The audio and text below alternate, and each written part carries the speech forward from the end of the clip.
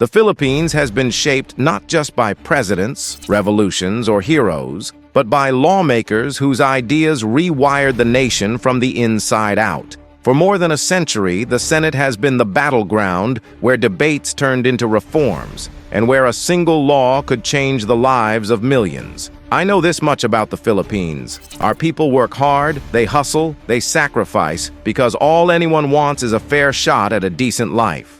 We all know that. And that's what you've been fighting for. Because in the end, good does win over evil. Honest leadership can beat corruption. And power in the Philippines? It doesn't just sit in Malacanang. Tonight, we're counting down the top 12 greatest Filipino senators of all time. Not based on hype, not based on who trended, not based on who our grandparents voted for. One important note, yes, this is a top 12. But the list is chronological. The earliest Senate entry comes first, the newest comes last. Because greatness in the Senate is never instant. It's a century-long story, and that story began in 1916. So whether you agree with this list or you completely disagree, stay with us. Because these senators proved one hard truth about the Philippines. A nation can rise or fall because of a single law, and the people who write those laws matter more than we realize. Let's begin. 1. Sergio Osmeña Sr., 1922 to 1935. From Cebu in the Visayas, Osmeña graduated with a BA from Colegio de San Juan de Letran and a law degree from UST, placing second in the 1903 bar exams. He entered the Senate in 1922 with a mission: build the foundations of a country still trapped under colonial rule. Why is he one of the greatest? Because Osmeña delivered the earliest pillars of Philippine nationhood. He pushed for the Hair House Cutting Act, the first U.S.-approved independence law, setting a legal countdown to Philippine freedom and proving that sovereignty could be earned through diplomacy, not bloodshed.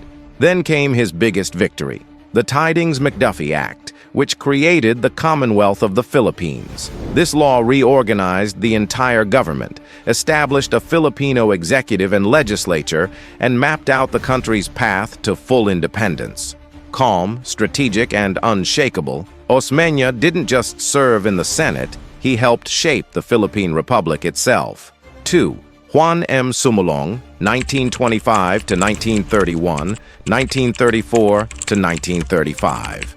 Sumulong, from Antipolo, Rizal, was one of the sharpest legal and economic minds of the early Commonwealth. With a UST law degree and a reputation for precision, he entered the Senate determined to give the young nation the economic tools it desperately needed. Why is he among the greatest? Because he crafted some of the first major economic laws that strengthened government revenue and business accountability. He authored the gasoline tax law, one of the earliest consistent revenue streams for roads, bridges, and public works in the 1920s and 30s. He also wrote the Merchants' Books of Accounts law, forcing businesses to keep proper financial records, essentially the ancestor of today's BIR bookkeeping system.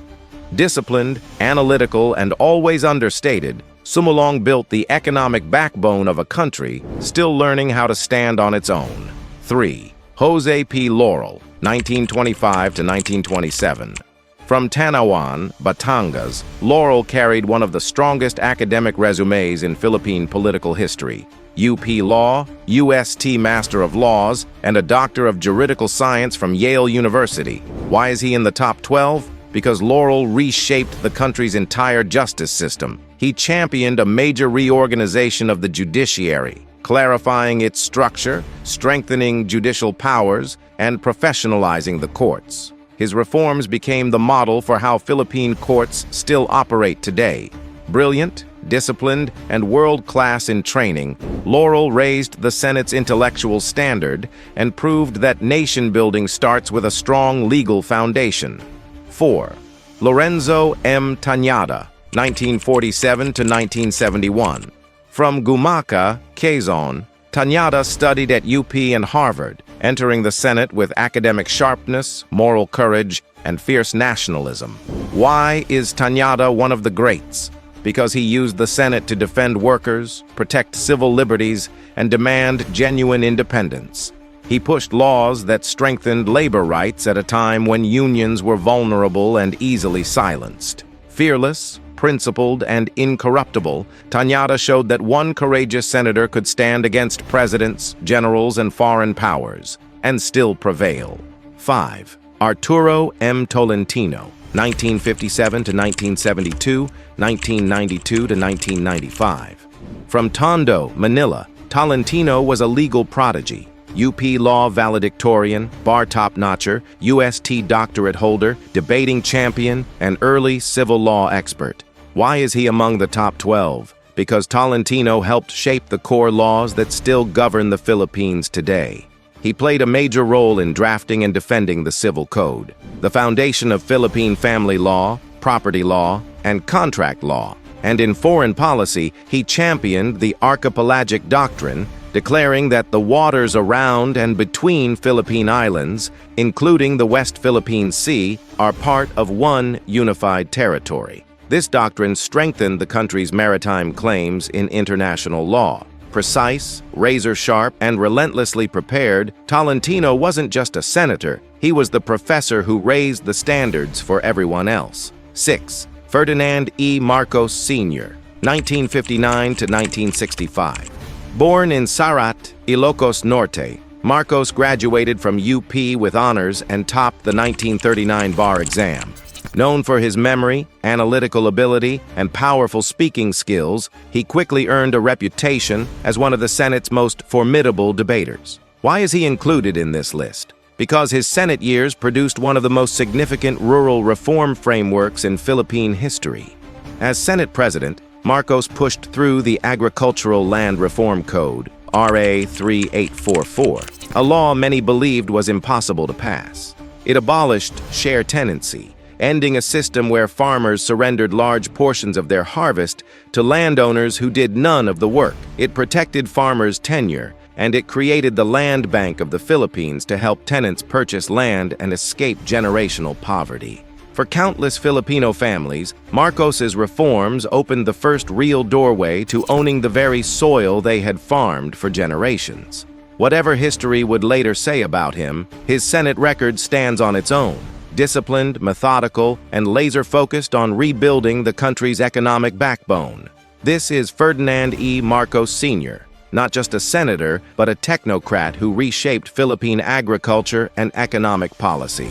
Number 7. Edgardo J. Angara, 1987 to 1998, 2001 to 2013. Angara, from Baler, Aurora, graduated cum laude from UP Law, placed 7th in the 1958 bar exams, then earned his Master of Laws from the University of Michigan. Even before joining the Senate, Angara was already a giant, co-founding ACRA Law, one of the most powerful legal firms in the country, and transforming the University of the Philippines during his time as president. Why is he among the top 12 greatest Filipino senators? Because Angara built institutions, not headlines. His laws didn't fade with the news cycle. They became the backbone of today's education, healthcare, banking, and national development. His landmark achievement, UniFast, the Unified Scholarship System, and the modernization of CHED, reforms that opened the doors of higher education for millions. Every Filipino student receiving government aid today is standing on the groundwork Angara laid. He was also the architect of the PhilHealth Law, establishing the national health insurance system that millions rely on.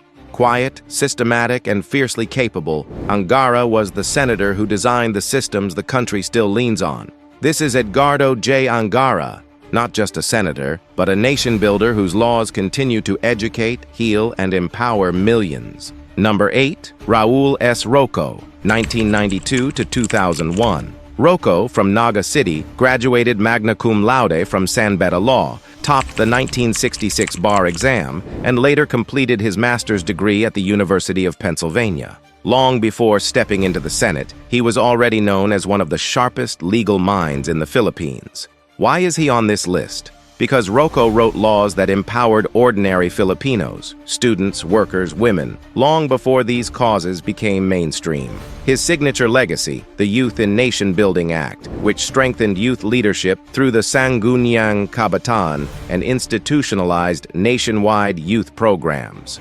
Roco believed nation building begins with empowered young citizens, and he built the legal infrastructure to make that happen. He also authored the Anti-Sexual Harassment Act, the first nationwide law protecting women and workers from harassment in schools and workplaces. Today, every Filipino who stands up against harassment does so with rights Roco fought to establish. Brilliant, bold, and unbelievably articulate, Roco fought for the powerless with the mind of a scholar and the fire of a reformer. This is Raul S. Roco, not just a senator, but a legislative force who gave the next generation a voice, protection, and power. Number 9, Juan M. Flavier, 1995 to 2007. Born in Baguio City and later based in Benguet, Flavier was a medical doctor before anything else. He earned his MD from UP Manila and completed postgraduate studies at Johns Hopkins and UCLA, credentials that made him one of the country's top public health experts. Why is he among the greatest senators in Philippine history? Because Flavier revolutionized public health with the precision of a doctor and the courage of a reformer. His most famous achievement, the Tobacco Regulation Act, the law behind graphic warnings, ad bans, and nationwide smoking controls. Every Filipino protected by anti-smoking policies today stands on Flavier's work. He also authored the Traditional and Alternative Medicine Act, legitimizing community-based health practices and expanding access to treatment in remote and impoverished areas. Flavier championed vaccination, reproductive health, and grassroots medical education, turning complex science into policies ordinary people could understand. He was cheerful, humble, and incredibly effective. In a Senate filled with lawyers and power players, Flavier was the doctor who saved lives through law. This is Juan M. Flavier, not just a senator, but the physician-legislator who rewrote Philippine public health. Number 10, Marcelo B. Fernan, 1995 to 1999. Fernan from Cebu City earned both his BA and LLB from UP, graduating near the top of his class and topping the 1953 bar exam. Why does he belong in the top 12? Because Fernan is one of the rare Filipinos who excelled in all three branches of government, judiciary, executive, and legislature, and still managed to leave a powerful legacy in the Senate despite his short time there. His most important contribution, the party list system law. Its original purpose was noble: give farmers, teachers, workers, youth, and marginalized Filipinos a true voice in Congress. While later generations twisted the system for personal gain, that was never Fernand's vision. His goal was representation, not exploitation.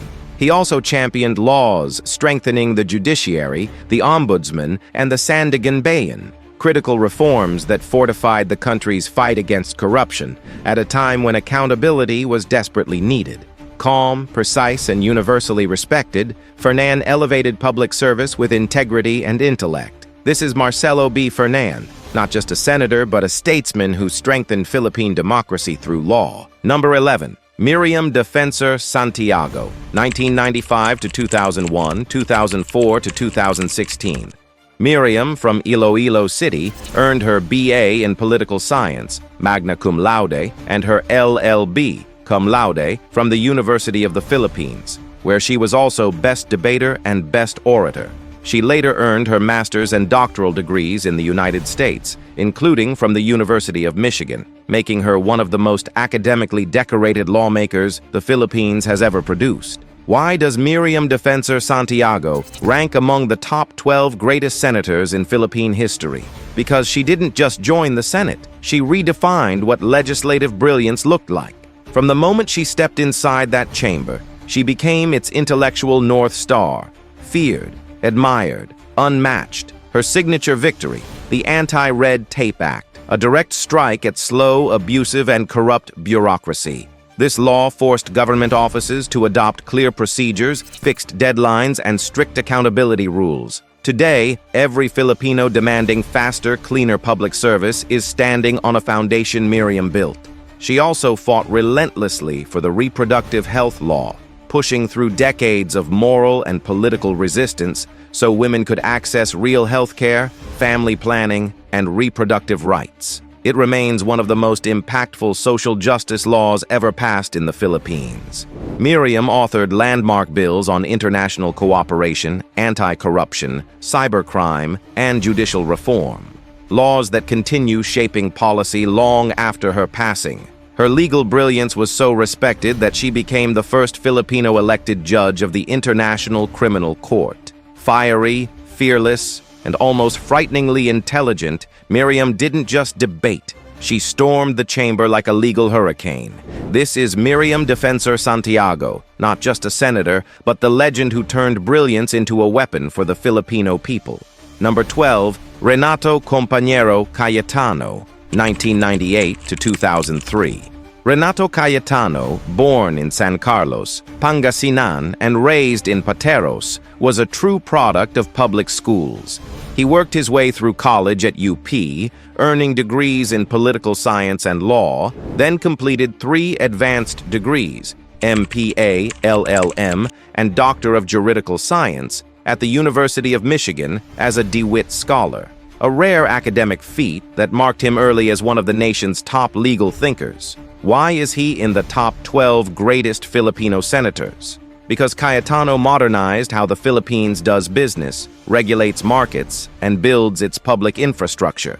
He helped craft the Securities Regulation Code and the e-commerce law, 2 pillars that launched Philippine financial markets and online commerce into the modern age. Every digital transaction, every serious online business in the country still runs on the rules he helped write. He also co-authored the Clean Air Act, setting national emission standards and forcing both government and industry to take pollution seriously. Known to millions as Compañero, he brought courtroom clarity and real-world practicality to the Senate. Turning complex legal issues into reforms ordinary Filipinos could feel.